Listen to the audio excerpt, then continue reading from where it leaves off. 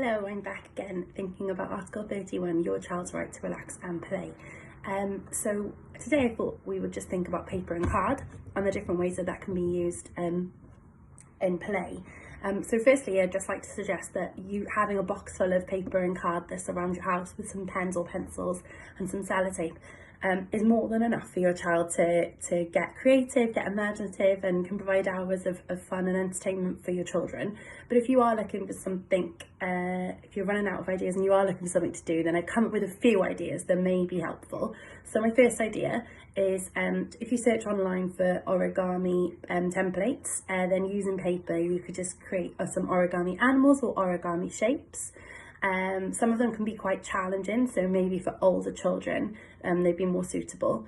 The second idea is paper aeroplanes. So again, you could search online for a template on how to make a good paper aeroplane, or you could create your own from remembering your own childhood and the paper aeroplanes that you used to create. To turn it into a bit of a game, I then would just suggest using sort of a piece of card from a cereal box and draw a target. To make it a little bit more challenging, you could cut a hole in the middle to see if you and your children could get it through the hole in the cereal box as well. My third idea is a paper doll's house or a cardboard doll's house. So I had some card left over, but a cereal box will work just the same way. So I cut two house outlines, and then I just made a shape, a cut at the top and a cut at the bottom, and they should just slide together. There we go, and you'll have a lot more time to get this perfect. And as you can see, they just sort of make different rooms. So this could be a doll's house, it could be a hotel, it could be a farm, it could be a sort of workplace, it could be anything that your children want it to be. And you can decorate those as well. The next idea I have is a ball and box game. So this has got different levels of challenge for your children. So the simplest form, it should be just a sellotape box with a hole just in the middle there, at the end, bottom there, and they just need to try and get a ball or a scrunched up piece of newspaper out through the hole. To make it more challenging, you can create or your children can create a maze using the leftover bits of cardboard and sort of sellotaping them down so that the ball has to go around a maze before it can go and fall out of the hole.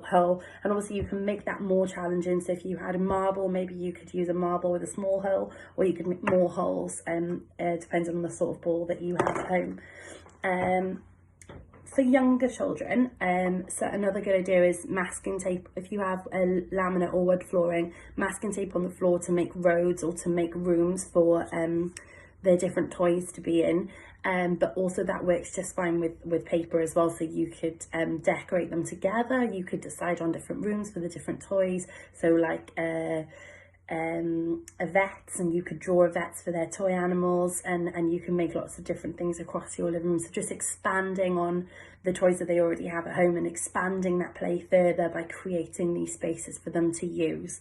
And then my last idea for today is to make your own board game. So you could use paper and card to recreate a classic like Snakes and Ladders, or you could get a little bit more creative and you could make your own board game with your own rules, your own characters. Anything that you are already doing at home, please do share it with us in our office so we can share your ideas with other children and other families across Wales as well. Goodbye for now. Thank you.